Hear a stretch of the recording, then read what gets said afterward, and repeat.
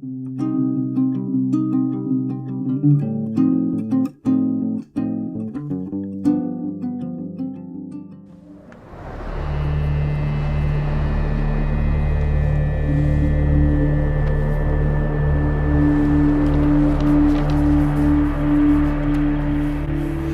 a quote from a man named Zachery Pearce in 1777. Zachery Pearce was not a Torah teacher. Zachery Pearce is a Protestant I believe in England, and he says, some are of the opinion that the word Pascha, or Passover in John 6:4, is an interpolation. Interpolation is a fancy word meaning it was added. And I think that the whole verse is so. So he's telling us exactly what Michael said in the Chronological Gospels. Michael didn't make this up. Scholars have been saying this for at least 400 years. Zachery Pearce, who, like I said, is just a regular run-of-the-mill Protestant, is telling you John 6:4 is added. Why does he think it's added? A number of reasons, but the main one here, it does not appear from the evangelist account that Jesus was present at a feast of the Passover here mentioned. And yet it seems probable that he who fulfilled all righteousness, according to Matthew 3:15, would not have been absent from a feast of the Passover, which, as is here said, was then nigh at hand. In other words, Zachery Pearce, guys, I want to tell you a secret here. Michael said something that Zachery Pearce said in 1777. Did you know Zachery Pearce said that? It would have saved me 20 years of grieving over this if I had just learned to read English. Well, look, so to be fair, the way we were able to find this was using very advanced databases where people have done the work for us. We just have to dig through these databases. I don't know if there's any way you could have found Zachery Pearce very easily. We were able to use it. We were able to find it and use these databases to find this information that if we were doing this 5 years ago, I would never have gotten to Zachery Pearce. It would have taken a lifetime to get that. We were able to search through these databases using very sophisticated searches. John had access to databases that it was no trivial matter to get access to these things.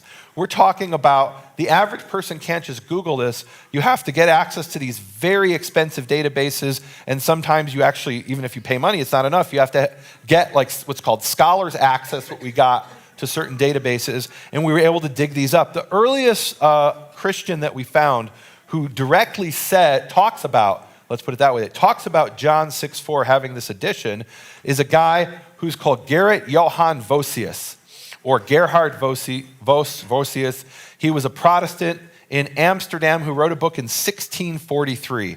And we actually have the book here with us. Guys, let me show you this book. He's the first one who mentions this.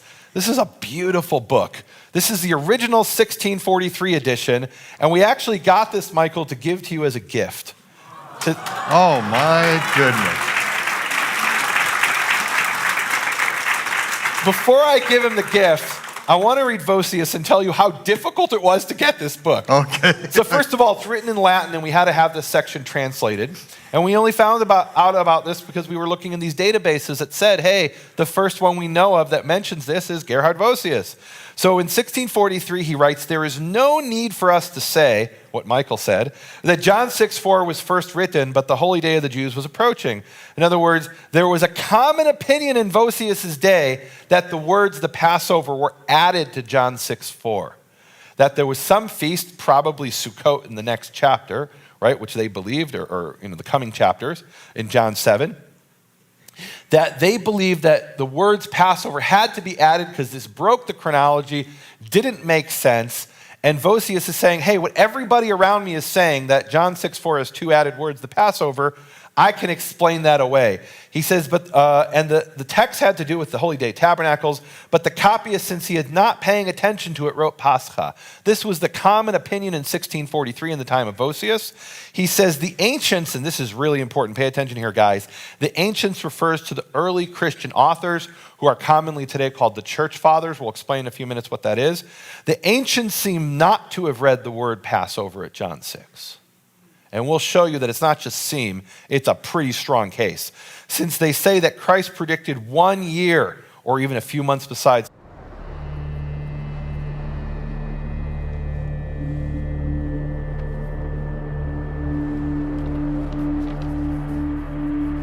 We already saw that Vossius mentions, he says, look, I don't believe these words were added, but they weren't in the text known to the church fathers. The ancients didn't read the word the Passover.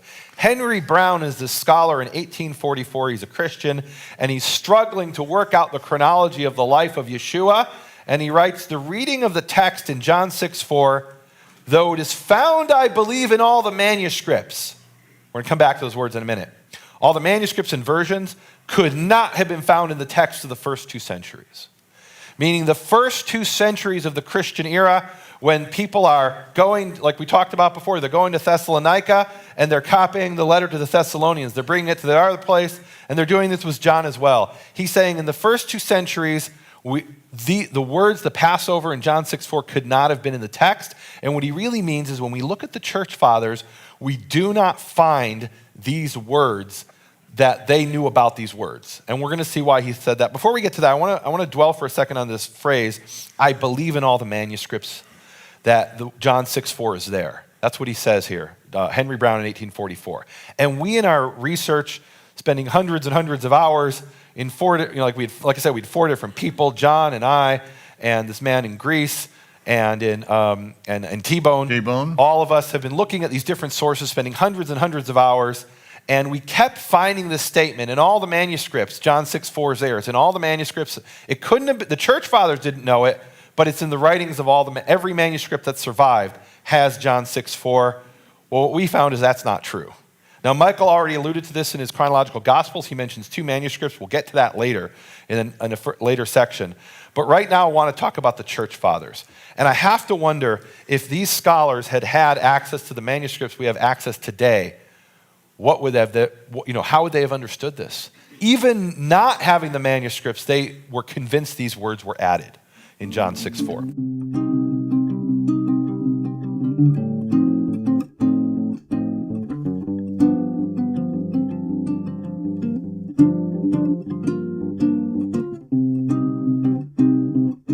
First, we have to understand what a church father is. Many of the early Christian writers whose literature has survived, many of them were considered fathers of the church, of the Catholic Church. They were not all Catholics, and many of the sources we're going to quote today are regarded by the Catholic Church as heretical sources. Some of them are church fathers officially, some of them are not. But church fathers are an insight that we get to the text of the Gospels in the early years. Our texts that we have, that we showed on the screen earlier, Sinaiticus, Vaticanus, these are 3rd century and later text. These are copies of copies of copies of copies of the text that John actually wrote, that Luke wrote. We don't have the original text. Well, one way that we can get closer to the original text that we don't have, we do have text from prominent Christian writers in the 1st and 2nd century, and they quote the text. They write about the text. So we can get an insight into what the text behind our oldest copies is by reading the works of these church fathers. Let me emphasize a point here. So when you hear this term church fathers, this does not refer to Matthew, Mark, Luke, and John. Those are the authors of the New Testament. And then people who knew those authors, those are sometimes called apostolic fathers. And then the people who knew the authors of the New Testament, those are what are referred to as church fathers. And sometimes they're disciples of those disciples. And when we say church fathers, we are not looking at this as saying, oh, these are the fathers of the church and we must obey them. Nobody at this table considers these to be inspired authors. The importance of the church fathers is they are witnesses to an early text of the New Testament. They read the New Testament, and the question I'm always asking is how did this church father understand the New Testament? His interpretation is interesting, but what I'm really interested in, what text of the gospel was in front of him? I don't have that text anymore, but I can reproduce and recreate what that text was in some instances by reading what the church fathers wrote. And John, you have this wonderful quote from Metzger and Ehrman, who wrote the text of the New Testament, this definitive book that they study in universities. Read us what they wrote about the writings of the church fathers. There are these things called citations. A citation is when the church father quotes verbatim from the New Testament. And what do they say about the citation? And they quote the New Testament over 1 million times. Wow. So extensive are these citations that if all other sources of knowledge of the text of the New Testament were destroyed, they would be sufficient alone for for the reconstruction of practically the entire New Testament. So that's significant. If we didn't have a single manuscript of the New Testament and we only had the church fathers, we could recreate what the New Testament said because they quote it so many times verbatim. There are places where scholars agree that John 6:4 was inserted into a text based on what they believed was supposed to be, meaning text of the church fathers based on what the copyists believed was supposed to be there. So, and again, what we're asking the question is what was Clement's opinion, but what version of the Gospel of John appeared in front of him? Did he have John 6:4 in his Gospel? We already saw that there are scholars like Zachery Pearce and Henry Brown who believed he didn't have it. And Jesus was coming to his baptism, being about 30 years old. He's commenting on that verse and so on. And that it was necessary for him to preach only a year. This also is written, he has sent me to proclaim the acceptable year of the Lord, which is the subtitle of Michael's Chronological Gospels. That's the verse that is quoted from Isaiah. We'll talk about that in a minute. This both the prophet spoke and the gospel. In other words, he's reading the Gospels and he's saying it's plain in the gospel. It's quite clear. The ministry of Yeshua was 1 year. It says the acceptable year of the Lord. That's referring to the ministry of Yeshua. What this means is the view put forth in the Chronological Gospels is not a new view. It's a view that was taught at the end of the first century, beginning of the second century, into the third century. This is the oldest documented view. There's nothing new about the view that was put forward in the Chronological Gospels. This is one of the most prominent schools in the ancient world, and this is one of its most prominent teachers. And this is the view being put forward at that school. So what Michael is teaching has been taught now for like 1900 years. Michael, are you ready to convert to Catholicism and accept the Pope, please? No. Look, Clement didn't accept the Pope either. I don't know if there was even a Pope in this period. Okay. Henry Brown, who is a scholar we already quoted in 1844, he writes, the reading of the text in John 6:4, though it is found, I believe, in all the manuscripts and versions, could not have been found in the text of the first 2 centuries. I brought this quote before. Now you know what he means. He's looking at Clement just like we are, and he tells us that, right? I'm not that smart. I just copied what Henry Brown said, right? I'm looking up the sources. I'm not just taking Henry Brown's word for it, though. I want to see Clement's words for myself. I'm sending these off to Greece to make sure that this is a correct translation. I'm verifying these things. And what Henry Brown said is now verified. In Clement's writing, in the year 200 AD approximately, we do not have John 6:4. Otherwise, how could he possibly say there's a 1-year ministry? He couldn't. Right? He'd say it's at least 2 years. We don't have to agree even with the opinions of Clement. In this particular citation of Clement here, he's expressing his opinion. This is the conclusion that he's drawn from the gospel. Now, it's kind of far-fetched to assume that one of the most prominent teachers at one of the most prominent schools would be ignorant of plain, simple language in the gospel. However, we know lots of prominent teachers who are ignorant of plain, simple language in the Bible. So we need more than just Clement's opinion. Okay. And when we look in the church fathers, we see Irenaeus, we get a little different perspective, and I think we can draw some even more serious conclusions. So just to be clear, Irenaeus is against the 1-year ministry. And what he wants to show is the ministry was more than 1 year, and he wants to count every Passover he knows about to show that these group called the Valentinians are wrong and the ministry is more than a year. Challenge accepted. Okay. He says, it is very surprising how the Valentinians, and Michael Rood, claim to have found the depths of God and have not searched the Gospels to see how often after his baptism the Lord went up to Jerusalem and there celebrate the feast of Passover. So now he's going to tell you every Passover he knows about. Okay, and what we're interested in is not his opinion, but what version of John appeared in front of him. The first time he went up to the Feast of the Passovers was after he'd made wine out of water in Cana of Galilee in John 2. After that, he went up to Jerusalem for the Feast of Passover the second time. At that time, he healed the paralytic who had been lying beside the pool for 38 years, and that's John 5. We'll talk about that later, actually. But that's his second Passover, John 2, John 5. Again, he departed to the other side of Lake Tiberias, and now he's talking about John 6. And he's not talking about a Passover. He wants to show you Yeshua went up to Jerusalem, left Jerusalem. Went up Jerusalem, left Jerusalem. And each time he goes up, that's another year. John 6 is cited as an example of him leaving Jerusalem. Nothing is said here about a Passover. Again, he departed to the other side of Lake Tiberias, where when a large crowd had followed him, he satisfied the entire multitude with 5 loaves of bread. Then it is written that 6 days before the day of the Passover, he came to Bethany in John 12.